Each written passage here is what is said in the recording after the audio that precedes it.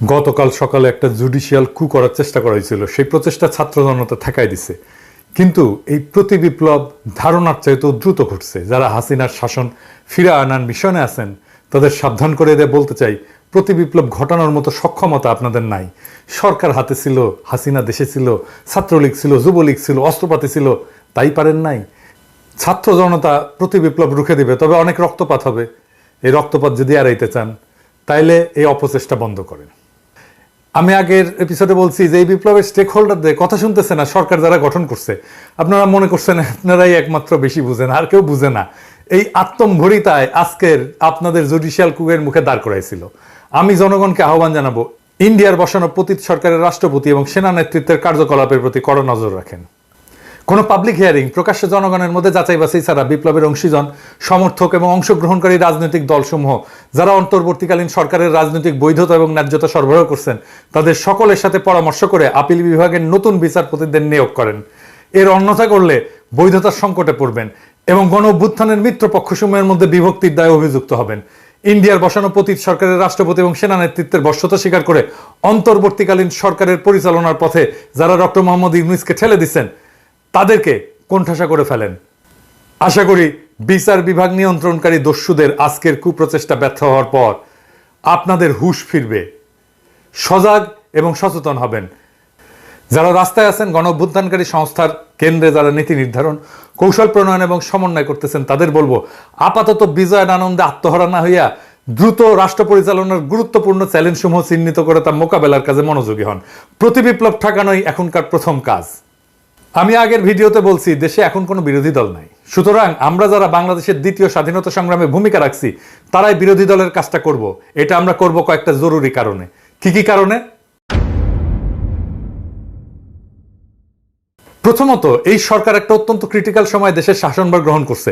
এই সরকারের সাফল্যের উপর নির্ভর করতেছে আমরা আমাদের বিজয় ধরে রাখতে পারবো কি পারবো না, নাকি আমাদের দ্বিতীয়বারের স্বাধীনতা ব্যাহত হয়ে যাবে।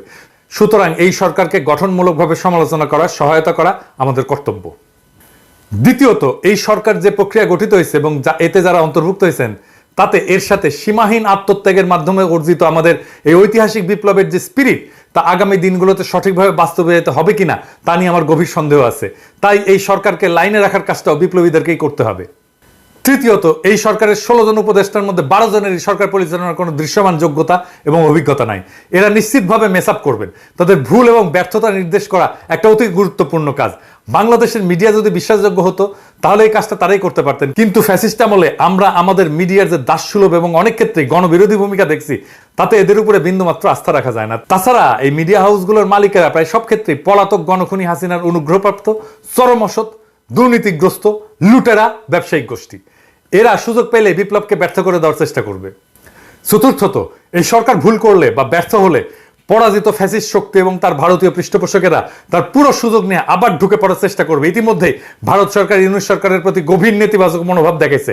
ঢাকায় নিযুক্ত ভারতীয় হাইকমিশনার অন্তর্বর্তীকালীন সরকারের শপথ গ্রহণ অনুষ্ঠানে আসেন নাই। ভারতের মিডিয়াতে আমাদের দ্বিতীয় স্বাধীনতা নিয়ে ব্যাপক নেতিবাচক এবং উস্কানিমূলক প্রচার চালানো হচ্ছে। আমি এই প্রসঙ্গে আবার পরে আসবো। সুতরাং ভারত যে তার হারানো উপনিবেশ ফিরে পাওয়ার জন্য সুযোগের অপেক্ষায় আছে তা আমরা ইতিমধ্যেই ভালোভাবে উপলব্ধি করতে পারছি।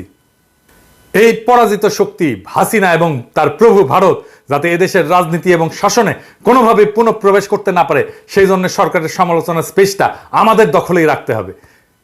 পঞ্চমত, গণতন্ত্রকে একটা শক্ত ভিত্তির প্রতিষ্ঠার জন্য সরকারের গঠনমূলক সমালোচনার একটা সুস্থ ধারা তৈরি করা অত্যন্ত জরুরি। সরকারের জবাবদিহিতা নিশ্চিত করার লক্ষ্যে এই সমালোচনা হতে হবে নির্মমভাবে সত্য এবং বস্তুনিষ্ঠ। এতকাল আমরা দেখছি বিভিন্ন সরকারের সমালোচনাকে শত্রুতামূলক বলে মনে করা হইতো। এই নষ্ট সংস্কৃতি থেকে বেড়ায় আসতে হবে। এই লক্ষ্যে বর্তমান পরিস্থিতিতে গঠনমূলক বিরোধী দলের ভূমিকা পালনের উদ্দেশ্যে আমি বাংলাদেশের কয়েকজন গুণী, অভিজ্ঞ এবং পরীক্ষিত দেশপ্রেমিক ব্যক্তিদেরকে নিয়ে একটা ফোরাম গঠন করার পরিকল্পনা করছি, যার নাম হবে শ্যাডো ক্যাবিনেট বা ছায়া পরিষদ। বিভিন্ন গণতান্ত্রিক দেশে এই ধরনের ব্যবস্থা আছে। এই পরিষদ দেশের প্রধান প্রধান ইস্যুর উপরে আমরা কি কি নীতি ব্যবস্থা নিতে পারি তা নিয়ে প্রকাশ্যে আলোচনা করব, জনগণকে সম্পৃক্ত করব, সরকারকে লাইনে রাখার চেষ্টা করব এবং সর্বোপরি আমাদের দ্বিতীয় স্বাধীনতা যাতে ব্যর্থ বা বেহাত হয়ে না যায় তার সর্বাত্মক চেষ্টা করব। একই সাথে আমরা দেশের এবং জাতির বিরুদ্ধে আমাদের গণতান্ত্রিক অধিকার এবং সকল প্রকার মানবাধিকার এবং আমাদের স্বাধীনতা, সার্বভৌমত্ব এবং আঞ্চলিক অখণ্ডতা এবং জাতীয় মর্যাদার বিরুদ্ধে যে কোনো কনস্পিরেসি, যে কোনো ষড়যন্ত্রের বিরুদ্ধে জনগণকে অবহিত রাখবো, যাতে তারা এই সমস্ত অশুভ চক্রান্ত ব্যর্থ করে দিতে পারেন। আমি আশা করব প্রফেসর ইউনূস আমাদের এই ভূমিকা ইতিবাচকভাবে এবং গুরুত্বের সাথে গ্রহণ করবেন। এই কথাটা আমি বলতেছি এই কারণেই যে প্রফেসর ইউনূসের একটা কথায় আমার কিন্তু খটকা লাগছে। স্যার, আপনি কিছু মনে করেন না, আমি এটা বলতাম না, কিন্তু আমি এটা বলতে বাধ্য হইতেছি। আপনি বলছেন যে এখন থেকে আপনার কথা শুনতে হবে। না স্যার, আপনাকে বরং আমাদের কথা শুনতে হবে, জনগণের কথা শুনতে হবে। মনে রাখবেন, এই বিপ্লবের নায়ক কিন্তু আপনি না। আমরা যা বলবো সেটা সত্যি ভেবেই বলবো। আপনি প্রথমে এয়ারপোর্টে এই কথা বলছেন, কিন্তু আমার কথা শুনতে হবে, এটা স্বৈরাচারের কণ্ঠস্বর স্যার। আমরা এটা নিয়ে সঙ্গত কারণে কথা বলিনি, কিন্তু এইটা ভাবেন না স্যার যে আমরা এটা লক্ষ্য করিনি। আমরা লক্ষ্য করছি এবং নোট রাখছি। এই বিপ্লবের ফসল যাতে লুট হইয়া না যায়, আমাদের দ্বিতীয় স্বাধীনতা যেন আবার বিদেশিদের পায়ে বিসর্জিত না হয়, তার জন্য আমরা আমাদের জবান খোলা রাখবো। দেশ কিন্তু গ্রামীণ ব্যাংক না স্যার, আর আপনি কিন্তু দেশের এমডি না স্যার। হ্যাঁ, যাই হোক, আপনাকে এবং আপনার সরকারকে আমাদের কথা শুনতেই হবে। আমাকে কিঞ্চিত এটা রূঢ়ভাবে বলতে হইল, কারণ এটা শুধু আপনি বলেননি, এক উপদেষ্টা দায়িত্ব নিতে না নিতেই বললেন কঠিন এবং বিব্রতকর প্রশ্ন করবেন না। এই সরকার কতদিনের হতে পারে, এইরকম আপনার কোনো প্রত্যাশা আছে? আপনি আমাকে কোনো কঠিন প্রশ্ন করেন না। এটা তো স্বৈরাচারের ভাষা। এই মনোবৃত্তি নিয়ে কি করে একজন একটা বিপ্লব উত্তর সরকারের স্থান পায়, ভারী উদ্বেগের বিষয়। আমি আরো উদ্বিগ্ন, এই সরকারে ১-১১ তিন ব্যক্তিত্ব জায়গা পেলেন কি করে, এবং কারা কারা, আসেন আমরা একটু দেখি। এর মধ্যে একজন হইতেছেন ব্রিগেডিয়ার সাখাত, যাহার সম্পর্কে আগের ভিডিওতে বলছি, কিন্তু উনার কীর্তি এতই মহৎ যে উনার সম্পর্কে বললে আর শেষ হবে না আর কি। ২০০৮-এর নির্বাচনে কিভাবে আওয়ামী লীগ জিতলো জানেন? আওয়ামী লীগ পেল 49% ভোট, আর বিএনপি পেল 33.20% ভোট, আর সিট পেল আওয়ামী লীগ কত? 230, আর বিএনপি 33 মাত্র। এটা কেমনে কিভাবে হইল? আসেন এটা একটু দেখি, এবং এর পিছনে কুশীলভ কে ছিল। জাতীয় সংসদে কিছু আসন আছে আওয়ামী লীগ পাবেই, যতই খারাপ অবস্থা হোক। মানে এখনো যদি ইলেকশন হয় তাও পাবে। কিছু আসন আছে যা বিএনপি পাবেই, যতই খারাপ অবস্থা হোক বিএনপি। প্রায় 150টার মতো আসনে এক ধরনের টাগ অফ ওয়ার চলে, মানে টানাটানি চলে আর কি। কে জিতবে নিশ্চিত না, একটা কিংবা দুইটা কেন্দ্রের ফল হিসাব বদলে দেয়। এই এম সাখাওয়াত হোসেন 2008 সালের 133টা আসনের সীমানা এমনভাবে পুনর্বিন্যাস করে যেন 133টা আসনে নিশ্চিতভাবে আওয়ামী লীগ পায়। যেই একটা দুইটা কেন্দ্র দিয়া ফলাফল বদলে যেতে পারতো, ওই একটা দুইটা কেন্দ্র এমন একটা আসনের সাথে যুক্ত করে দেওয়া হয় যা আসলে ওই আসনে কোনো ভূমিকা রাখতে পারে না। সো সেই আসনে ফলাফল নির্ধারণে ওই কেন্দ্রগুলোর একটা অ্যাডভান্টেজ নষ্ট করে দেওয়া হয়। এই লোকটা তো আসলে করাপ্ট, এটা স্যার আপনি জানেন না? হ্যাঁ, আপনি তার পাশে রাখছেন। চট্টগ্রামে থাকার সময় সেনাবাহিনীর গম চুরির দায়ে আর্মি থেকে ডিসমিস চেয়ে। তো এই লোককে নিয়ে প্রফেসর ইউনূস কেমনে কাজ করবে? আমি শুনছি উপদেষ্টা পরিষদের মিটিংয়ে নাকি মিলিটারি মেজাজ দেখায়। সত্য মিথ্যা জানি না, কেমন খাইস্টা দেখেন। ডরে বিদ্রোহী পুলিশদের সাথে কথা বলতে রাজারবাগ পুলিশ ফাঁড়িতে যায় না, আবার মিলিটারি মেজাজ দেখায়। শুনলে একদম পিত্তি জইলা যায় এই সমস্ত কথা শুনলে। এখন সুশীল হয়ে বসছে, এখন সরকার হয়ে বসছে। আর তৌহিদ হোসেন সাহেব, আমি কিন্তু ওনারা পছন্দ করি। উনি কিন্তু 11 সময় পররাষ্ট্র সচিব ছিলেন, ব্যক্তিগতভাবে অত্যন্ত সজ্জন মানুষ, সন্দেহ নাই। আমি বলছি যে আমি ওনারা পছন্দ করি, ওনার সাথে আমার দেখা হয়েছে, এক সময় কথা হয়েছে, কিন্তু সরকার হিসাবে কিন্তু পছন্দ করি না, বিশেষ করে এই সময়। কারণ তার সচিব থাকার সময় বাংলাদেশকে ভারতের পায়ে সমর্পণ করা হয়। এবার আমরা দ্বিতীয় মুক্তিযুদ্ধ করে ভারত মুক্ত হইলাম, এখন কি করে আশা করতে পারি যে তিনি বুকচিতায় শহীদ আবু সাইদের মতো ভারতের সামনে দাঁড়াতে পারবেন? আমি অন্তত সেই আশা করি না। সেই মেরুদণ্ড ওনার নাই, থাকলে সেই সময় রুখে দিতেন। তাই এই কাজ তারে দিয়ে হবে না। আর 111-এর আরেক কুশীলা হলে হাসান আরিফ, এর আমলে 3 মাসের তত্ত্বাবধায়ক সরকারকে টেনে টুনে 2 বছর মেয়াদি করা হয়, যার ফল আমরা 16 বছর ধরে মর্মে উপলব্ধি করতেছি। কে 2 বছর মেয়াদি করার কাজটা করছে? উনি। এই সরকারের প্রত্যেক মানুষকে হইতে হবে দক্ষ বিপ্লবের চেতনাবাহী এবং সাহসী এবং হৃদয়বান। হাসান আরিফ তার পুত্রবধূকে 9 মাসের অন্তঃসত্ত্বা অবস্থায় জেলে পাঠাইছিলেন। জেলেই মহিলার বাচ্চা হয়েছে। আপনার যত বড় শত্রু হোক না কেন, 9 মাসের অন্তঃসত্ত্বা নারীকে আপনি জেলে পাঠাইতে পারেন? উনি বলবেন জেলে তো আমি পাঠাই নাই, পুলিশ নিয়ে গেছে। 10 বার জামিন চাইছিল এই মহিলা, ওনার পুত্রবধূ। ক্ষমতা খাটায় আটকায় দেওয়া হয়েছে। কে ক্ষমতা খাটাইছে? 2 বছরের মাসুম বাচ্চাকে মায়ের কাছ থেকে সরায় রাখা হয়েছে। উনি তো বাসার মানুষকে আগে দেখবেন, দেশের মানুষের প্রতি ন্যায় উনি কেমনে করবেন? নিজের বাসা ঠিক রাখতে পারে না আর দেশের প্রতি দায়িত্ব পালন করতে আসছেন। এই সমস্ত বালের আলাপ দিয়েন না তো আমার সাথে। তার অপকর্মের ফিরিস্তি পরে দেওয়া যাবে। যাই হোক, স্থানীয় সরকার পল্লী উন্নয়ন সমবায়ের দায়িত্ব যদি কাউকে দিতে হয় তাহলে তো 1-11 একজন কুশীলবকে কেন? এই বিষয়ে তার কি বিদ্যা, কি অভিজ্ঞতা? সরকার কি এরকম একটা বাটোয়ারের বিষয়? এবার আর কয়েকটা প্রশ্ন রাখি। 15 বছর স্বৈরাচারের কইলা বৈশা সকল সুযোগ সুবিধা ভোগ করছে জাতীয় পার্টি। তারাও তো স্বৈরাচারের দোষর নাকি? হাসিনার তো তারা জোট সঙ্গী। কেমন করে বিপ্লবী সরকারের শপথ অনুষ্ঠানে তারা অংশগ্রহণ করে?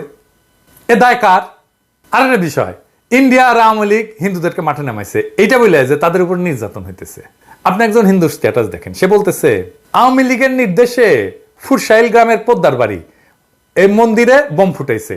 এই সাহেব দেখান কারা এটা করছে এবং সে কি বলে, যাকে ধরছে সে কি বলতেছে। আমরা 3 জন ছিলাম। মাসুদ খানে পাঠাইছে। কোনো টাকা অফার করছিল না, আমরা তো তার কথাই আর কি ফুটাইছি। কি বলছে কোন তোমাদের? জায়গায় ফুটাইতে গেছে? মন্দিরের সামনে কোন ফুটাইছি। মন্দির, কোন এলাকায়? ফুসছে কে ফুটাইতে গেছিল? কে? মাসুদ আপনি কি মাসুদ খান। এই আওয়ামী লীগের নেতা মাসুদ খান? নেতা? উনি বোম ফুটাইতে গেছে মন্দিরে, বোম মারতে অর্ডার দিছে? হ্যাঁ। আচ্ছা কয়টা ঠিক বোম আছে। মারছো এখানে? কটা বোম মারছো? আমাদের তো 2টা বোম ছিল। 2টা বোম দিছিল। মারছো? কি নিয়ে আইছিলা? না, আমাদের বোমই ছিল। সাথে কি নিয়েছিলা? বাইক নিয়েছিলা? না, হাফ সাথে একটা বাইক ছিল। কে গেছিল সাথে? সাথে কে কে ছিল? 3 জন ছিলাম। 3 জন। নাম কি? সৌমিক, তুহিন আর আমি। ওকে। আচ্ছা, তোমাদের কোনো টাকার অফার শ্রমিকের করে বাবার না? নাম কি? শ্রমিকের তার বাবার নাম কি কি? কি বলে নিছে? কি বলে নিছে তোমাদের? তোমাদের কি বলে ওখানে নিছে? কি বলে দিছে এটা বলো। আমাদের বোম ফুটাইতে বলছে আর কি ফুটাইছি। কইছে এটা বন্ধ করে টাকা পয়সা দিচ্ছে টাকা কোনো? পয়সা দিছে কোনো? না সে বিষয়ে তুমি কিছু জানো? না না, আচ্ছা, আমার সাথে যদি কথা তারা জানে? মারলা কেন? ওটাও জানি না। তা তোমরা মারলা কেন? তোমার স্বার্থ কি? এইগুলা ইন্ডিয়ান মিডিয়া ছড়াইতেছে। এই যে দেখেন 20টা গুজব তারা আইডেন্টিফাই করছে। দেখেন কিরকম গুজব। এই যে সাহেব একটা একটা কইরা দেখান। হ্যাঁ, দেখেন কিরকম ফলস গুজব এই সমস্ত গদি মিডিয়া ছড়াই দিছে টুইটারে। ইন্ডিয়ারে বলতেছি, নিজের দেশে সংখ্যালঘুর নিরাপত্তা নিয়ে বিচলিত হন, বাংলাদেশ নিয়ে বিচলিত হইয়ার না। এমনিতে তো আমসালা দুইটাই গেছে। বাংলাদেশের সাথে সম্পর্ক আরো নষ্ট করতে না চাইলে থামেন এইবার। বাংলাদেশের হিন্দুদের নিজের রাজনৈতিক কৌশল বাস্তবায়নে ঘুঁটি বানাইবেন না। পাশারসা আমরা কিন্তু তুলে দেবো একেবারে। আওয়ামী লীগ নেতারা 300 দুষ্কৃতিকারীদের ভাড়া করছে ডাকাতি করার জন্য, ঢাকা এসে ডাকাতি করতেছে। অবিশ্বাস্য। তো হিন্দু ভাইরা একটু শুনেন, হাসিনার শাসনকে ফিরে আনার জন্য হিন্দু নির্যাতনের কাঠ খেলবেন না। এই অস্থির সময়ে দুর্বৃত্তরা সুযোগ নেয়। আওয়ামী লীগের মুসলমান নেতারা মাইর খায় নাই, বিভৎসভাবে মার খাইছে, মারা গেছে, বাড়ি ঘরদোর পুড়াই দিছে, দেয় নাই? কত বড় বড় নেতাদের বাড়ি ঘর, শেখ মুজিবের 32 নম্বর পুড়াই দিছে। আমি বলছি কোথায় কোথায় যোগাযোগ করতে হবে নিরাপত্তার জন্য। আপনাদের বাসস্থান মন্দির পাহারা দেওয়া হয়েছে না? হয়েছে তো, আরো হবে। কিন্তু এটাকে ইস্যু বানায় বিপ্লব বানচালের চেষ্টা করবেন না, আপনাদের দোহাই লাগে। এইটা আনম্যানেজেবল পর্যায়ে চলে যেতে পারে। কিন্তু আপনাদের সাবধান করে দিচ্ছি, সতর্ক করে দিচ্ছি। বাসায় ফিরে স্থানীয় দরকার হলে হেফাজত ইসলামের সাথে যোগাযোগ করেন, তারা আন্তরিকতার সাথে আপনাদের রক্ষা করছে। স্পেসিফিক কোথাও নিরাপত্তা প্রয়োজন হলে আমাকে জানান, আমি আমার সীমিত সামর্থ্য নিয়ে আপনাদের পাশে দাঁড়াবো। গোবিন্দ পরমাণু তো হিন্দুদেরই নেতা না, সে বলছে যে একটা ঘটনাও সাম্প্রদায়িক না। তারা আক্রান্ত হয়েছে কারণ তারা আওয়ামী লীগ করতো।